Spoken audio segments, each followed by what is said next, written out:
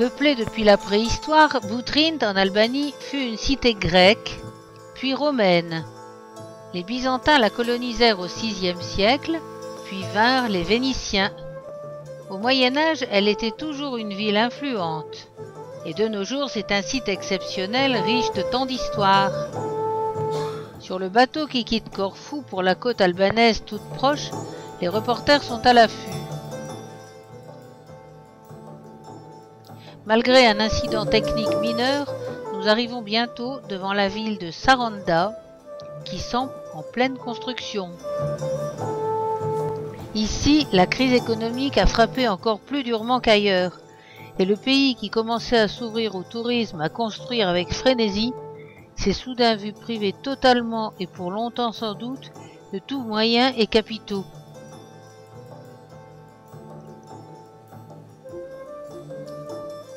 En route, nous croisons une synagogue du 5e siècle qui fut détruite par les Slaves, qui arrivent à cette époque dans les Balkans.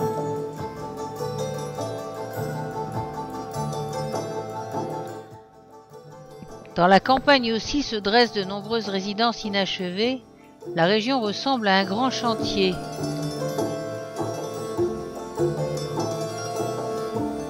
Entre les eaux turquoises du lac de Boutrinte, les eaux bleues de la mer Ionienne et le canal de Vivari qui relie les deux, se dresse le site archéologique de Boutrinte. Les vestiges des mosaïques des thermes romains voisinent avec un palais ottoman. Une forteresse triangulaire vénitienne monte la garde. Auprès du bac archaïque qui est toujours le seul moyen de traverser le canal. Et là-haut, une église orthodoxe surveille toute la colline.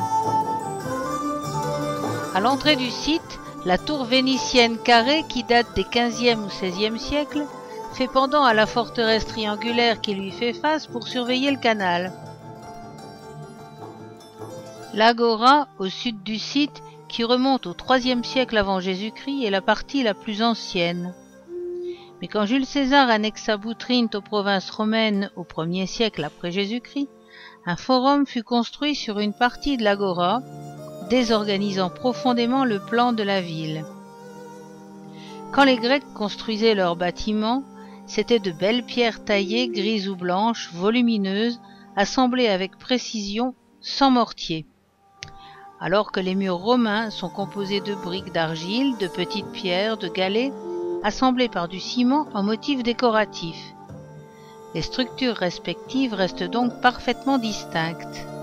À l'entrée de l'agora, le Prytanéion qui date du IIIe siècle avant Jésus-Christ était le siège du magistrat suprême de la ville. De la même époque, le temple d'Asclépios sur la colline au-dessus du théâtre et le sanctuaire construit au début du IIe siècle avant Jésus-Christ pour recevoir offrandes et statues. Le théâtre, dont les gradins sont d'origine, alors que la scène est une reconstruction romaine du IIe siècle. La stoa, passage couvert qui menait à un péristyle vraisemblablement destiné aux pèlerins, la maison à atrium. Les thermes de l'agora, construits entre les IIe et IIIe siècles après Jésus-Christ. Dans la continuité du Prytanéion, une belle reconstitution de murs romains. Les pèlerins venaient prier le dieu Asclépios, dieu de la médecine, dans le temple du haut, caché dans les arbres. Ils passaient une nuit ou deux dans les bâtiments alentours, telle la maison à atrium, puis laissaient leurs dons, argent ou vase à 2 anses, appelés canthares, dans le sanctuaire. Les archéologues ont également retrouvé quantité de ces canthares dans la source sacrée qui se trouvait au nord du sanctuaire.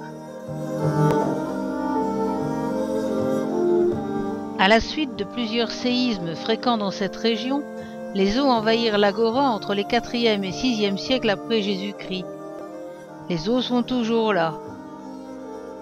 L'entrée de l'agora est face au sanctuaire qui comporte 2 salles rectangulaires, un pronaos ou vestibule et un naos, la salle centrale où se faisaient les offrandes aux dieux.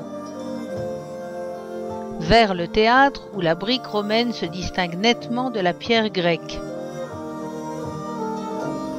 Cette construction a probablement été faite aux dépens du temple d'Asclépios. La scène comporte 3 arcades par où circulaient les acteurs et 6 niches à l'origine décorées de marbre et de statues. Les gradins, érigés au IIIe siècle avant Jésus-Christ, sont répartis en 5 sections. Les sièges de l'avant réservés aux notables étaient sculptés de pattes de lion. La capacité totale était d'environ 2500 places. Devant le théâtre se trouvaient les thermes de l'Agora, construites entre les IIe et IIIe siècles après Jésus-Christ. Le caldarium, avec son plancher chauffant ou hypocauste, est la pièce la plus évocatrice.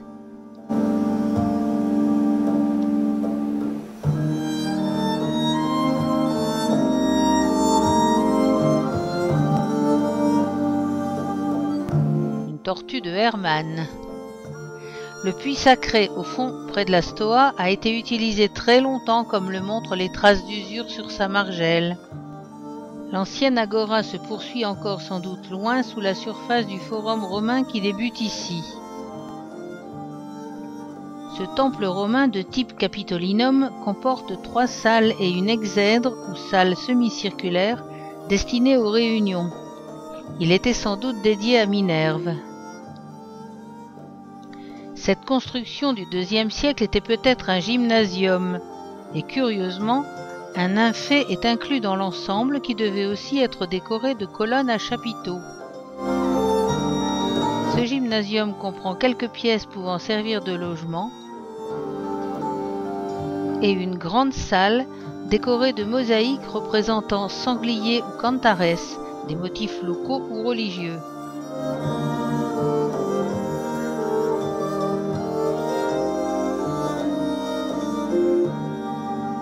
Le nymphée et un chapiteau corinthien. Le baptistère de Boutrinte, édifié en fin du Ve siècle, a remplacé les thermes romains. Découvert en 1928, il fait partie d'un grand complexe paléochrétien qui reste encore à découvrir. La salle circulaire était soutenue par 2 cercles concentriques de colonnes de granit. La cuve baptismale au centre était alimentée en eau chaude selon le principe des thermes.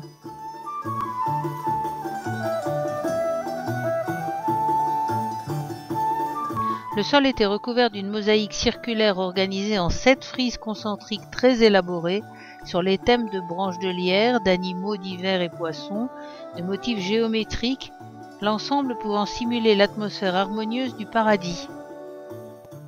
D'autres mosaïques découvertes dans l'entrée et d'autres pièces de service montrent que le travail de décoration s'est poursuivi jusqu'au milieu du VIe siècle, date à laquelle une église remplaça le baptistère.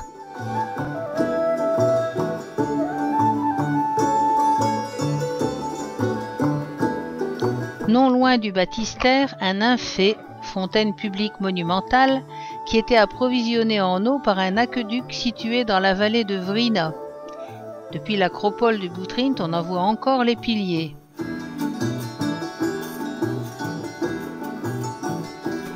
La basilique paléochrétienne a été édifiée vers le VIe siècle et a été utilisée presque sans interruption jusqu'au XVIIIe siècle. Une nef principale, 2 nefs latérales plus étroites, un transept se terminant par une abside semi-circulaire, c'était une forme simple et compacte. Arcades et fenêtres géminées éclairaient les lieux et en adoucissaient l'austérité, ainsi que l'emploi de rangées de briques en motif dans les murs et les arcs selon le modèle des basiliques de Nicopolis. Des reconstructions de murs ont été nécessaires au XIe et XIIIe siècle, puis la basilique fut abandonnée au XVIIIe siècle.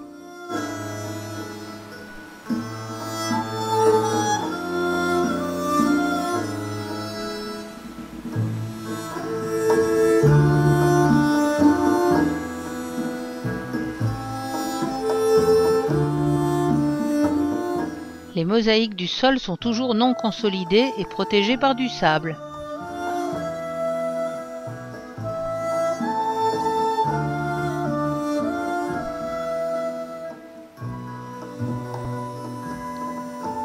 Dernier bâtiment excavé du forum, sans doute un entrepôt à grains.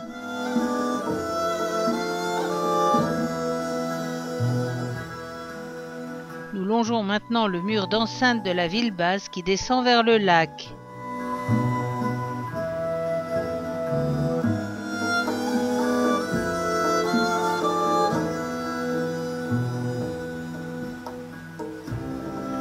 D'abord la section ancienne, datant du IVe siècle avant Jésus-Christ,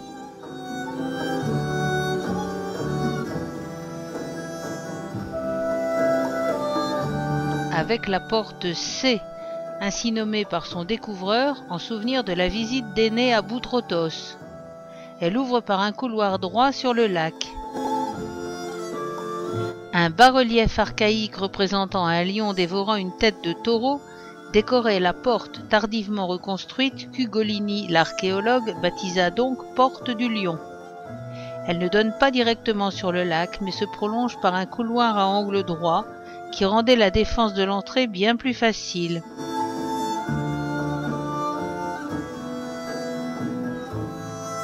Sur la gauche de la porte, Junia Rufina, l'amie des nymphes, offrit un puits qui contient encore de l'eau.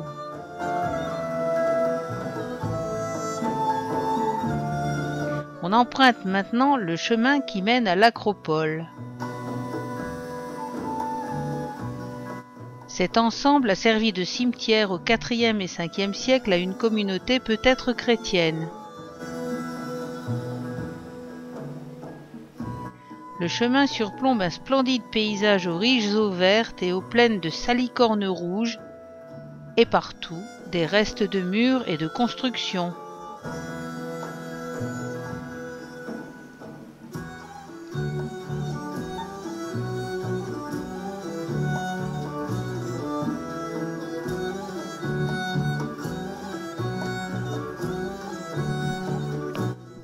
Le sommet de l'acropole est dominé par le château vénitien et sa grande tour, qui occupe à l'ouest un carré de 40 mètres de côté.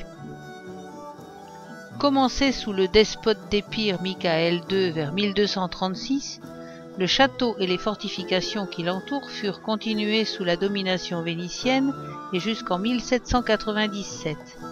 Là, abandonnée, la ville de Boutrinte fut cédée à la France. Les occupants précédents, byzantins ou angevins, ont laissé également des monuments qui ont survécu avec plus ou moins de bonheur au passage des siècles.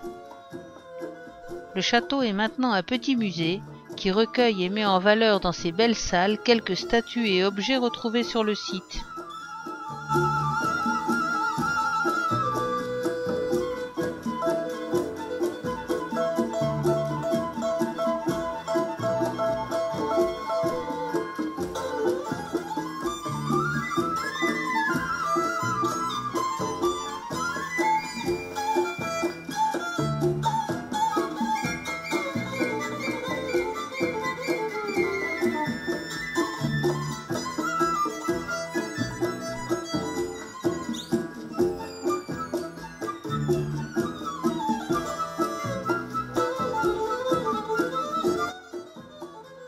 Boutrinte est unique à la fois pour son patrimoine archéologique et pour son environnement naturel exceptionnel.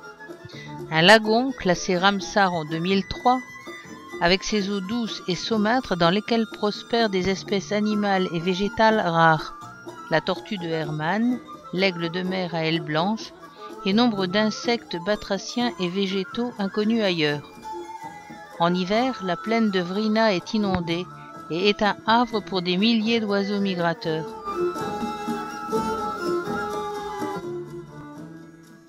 Nous traversons une région qui semble dévastée et où les maisons construites sans permis sont détruites et laissées en l'état, où les autres, inachevées, composent un paysage dont on ne sait pas dire s'il est en construction ou en pleine destruction. Encore une maison implosée.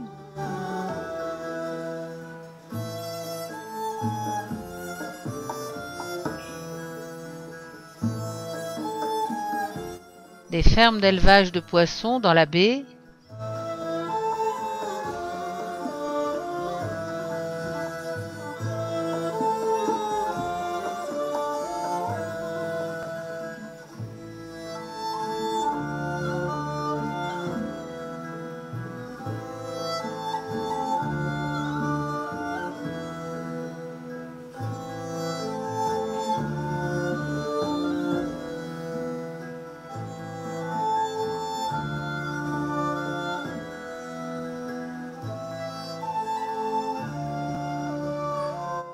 Nous approchons de Saranda.